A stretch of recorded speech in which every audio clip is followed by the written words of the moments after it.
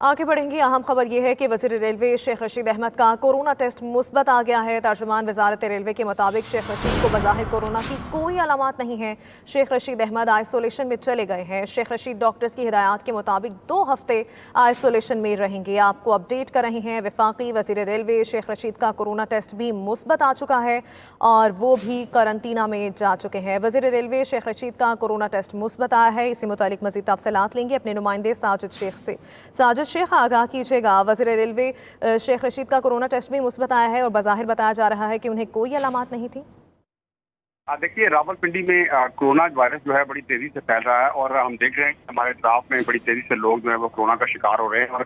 और गुज़िश्ता दिनों में देखा कि सूबाई वजीर जो है वो राजा राशिद हफीज वो कोरोना का शिकार हुए थे और अब वजीर रेलवे शेख रशीद अहमद जो है उनका कोरोना टेस्ट जो है वो भी पॉजिटिव आ गया है।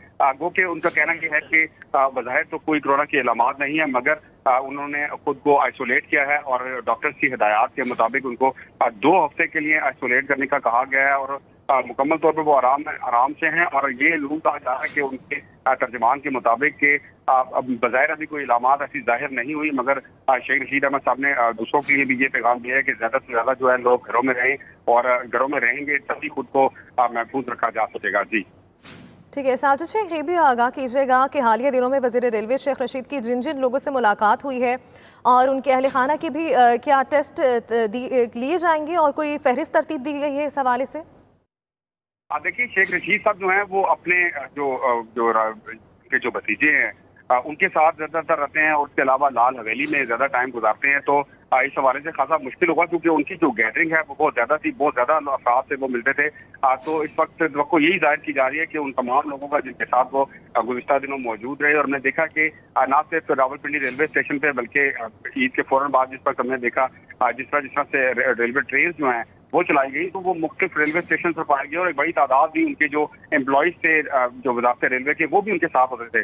तो इस वक्त बहुत जरूरी हो गया है कि उनको किया जाए। ताहम अभी तक उनके क्वारंटाइन करने के हवाले से या फिर एम्प्लॉयज के टेस्टिंग के हवाले से अभी तक कोई साफ बात सामने नहीं आ सकी थी।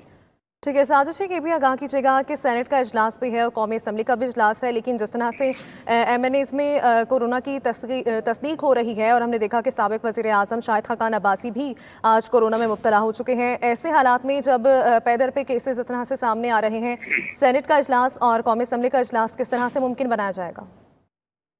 देखिए, ये चीज एक बहुत बड़ा सवाल जो है वो पैदा हो गया है क्योंकि ये इतना आसान नहीं है और बहुत तेजी से MNAs MPs जो हैं वो कोरोना वायरस का शिकार हो रहे हैं। और एक हम देख रहे हैं कि इसमें खौफ भी पाया जाता है, जो कि मिनिस्टर्स और MPs जो हैं उनमें खौफ भी पाया जाता है। तो इस चीज पर बाकायदा तौर पर अब देखने की जरूरत है कि किस तरीके से इसको आगे लेके चला जाएगा, क्योंकि एक मुतफ़िक़ा तौर पर इस पर कोई राय अमल सामने आ सकेगा और कौमी असम्बली या सेनेट का जो इजलास है वो तभी मुमकिन हो पाएगा जिस वक्त तमाम लोग प्रॉपर सेहतमंद होंगे या फिर जिस तरह की हमने देखा कि गुज़िश्ता दिनों जो उसका सहारा लिया गया, उसको वीडियो लिंक के जरिए भी उसका सहारा लिया गया था कि कुछ किसी किस्म के कुछ इजलास जो इंफरादी हो रहे थे वो भी ऐसे ही हुए। तो अब ये जो चूंकि कौमी असम्बली जो है एक बड़ा मामला है, इसको अब सेनेट के हवाले से वो खुद ही देखेंगे, मगर अब बात ये सामने आ रही है कि जो जहाँ जहाँ जिसका हल्का मौजूद है, जिस मिनिस्टर का हल्का मौजूद है, सूबाई वजीर का हल्का मौजूद है, वो खुद ही अगर कोरोना का शिकार हो जाएगा तो वो फिर सेनेट या कौमी असम्बली में किस तरह से शरीक हो सकेगा। जी ठीक है, साजिद शेख, इसी हवाले से वफाकी वज़ीर फवाद चौधरी भी काफ़ी पहले भी बोल चुके थे कि कौमी असम्बली की बड़ी तादाद ऐवान का इजलास बुलाने के बाद कोरोना का शिकार हुई है और उन्होंने भी ऑनलाइन इजलास बुलाने की भी तजवीज़ पेश की। तो क्या अभी हम आगे तवक्को कर सकते हैं मुस्तकबिल में कि जो इजलास है फिर ऑनलाइन बुलाए जाएंगे, और अभी सेनेट और कौमी असम्बली के इजलास बुलाने के लिए क्या SOPs तरतीब दिए गए हैं? देखिए, अभी फिलहाल कोई SOP तो नहीं तरतीब दिए गए, मगर जो फवाद चौधरी की जानिब से जो बात सामने आई थी वो बिल्कुल ठीक थी, क्योंकि जब जिस वक्त इजलास बुलवाया गया उसके बाद जो है मैक्सिमम लोग जो हैं वो सामने कोरोना के शिकार होते हुए नजर आए और उसमें MNAs और MPs शामिल थे। तो तवक्को यही राय की जा रही है, बल्कि कभी इम्कान है कि बहुत जल्द जो है ये इसको वीडियो लिंक के जरिए जो है शायद इसको उस पर ट्रांसफर कर दिया जाए और जो लोग फिजिकली जो यहाँ पर शामिल हो रहे हैं इजलास में शायद ना शामिल हों।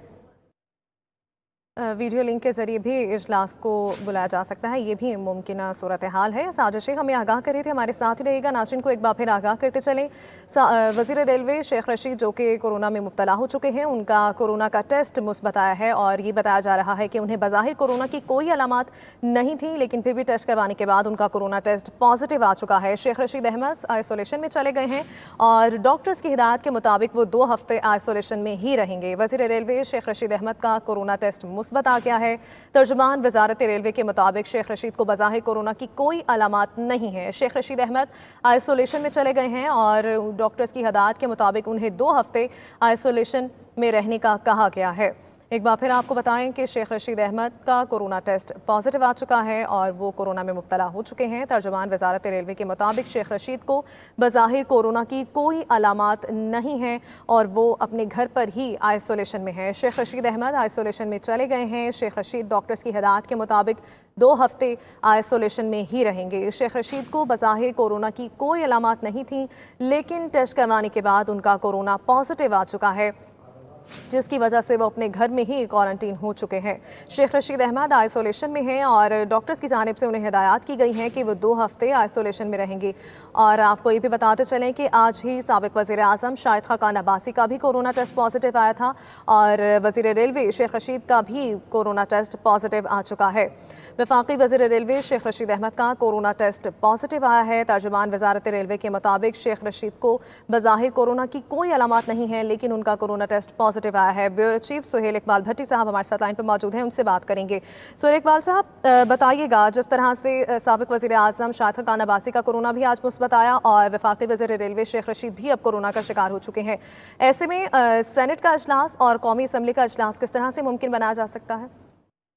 देखिए, एक बहुत बड़ा सवाल है और पाकिस्तान में कोरोना वायरस से मुतासरीन की तादाद 1 लाख से तजावज़ कर चुकी है और मुख्तलिफ माहिरीन की जानिब से इस मुसलसल निशानदेही की जा रही है कि हिफाजती इक़दाम के ऊपर सख्ती से अमल दरामद करना नागुज़ीर हो चुका है। केसेस की तादाद में मुसलसल इजाफा हो रहा है और हमारे अरकान पार्लियामेंट बिलखुसूस वुज़रा ये अवामी शख्सियत है, मुख्तलिफ जगहों के ऊपर इनको अपने वोटर्स के साथ अपने हल्कों में लोगों से मिलना पड़ता है, इंटरेक्शन रखना पड़ता है और आजकल कौमी असम्बली सेनेट के इजलास में भी हमने देखा कि इनको आना पड़ता है।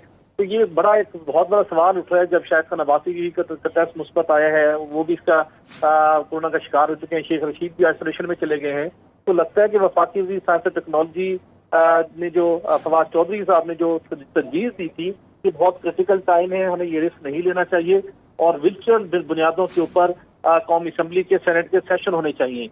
तो आगे बजट सेशन है, वहाँ पर पार्लियामेंट के अंदर गहमा गहमी और ज्यादा होगी, वहाँ पर डिबेट में हिस्सा लेते हैं, वहाँ पर और बहुत से अफसरान को भी वहाँ पे मुतलका महकमों के जो अफसरान होते हैं बजट सेशन के दौरान उन्हें भी वहाँ पर आना पड़ता है।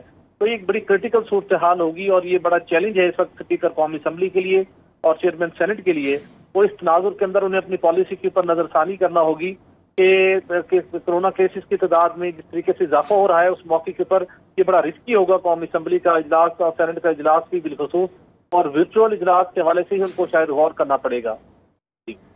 ठीक, वर्चुअल इजलास के हवाले से वफाकी वज़ीर फवाद चौधरी ने भी एक बार तजवीज़ की थी और उन्होंने जितने भी कौमी असम्बली के इजलास हुए कोरोना के बाद उन्होंने शिरकत भी नहीं की। तो हुकूमत आगे कोई लाहे अमल बना सकती है कि वर्चुअल इजलास बुलाए जाएंगे, जैसे कि आपने भी कहा कि बजट का इजलास आने वाला है और उनमें बहुत ज़्यादा गहमा गर्मी होगी और दोनों पार्टीज़ का अपोजिशन का भी मौजूद होना और हुकूमत के अरकान का मौजूद होना पार्लियामेंट में बहुत ज़्यादा ज़रूरी होगा हेल्दी डिबेट के लिए। तो किस तरह से आगे कौमी उमूर को मुमकिन बनाया जा सकेगा?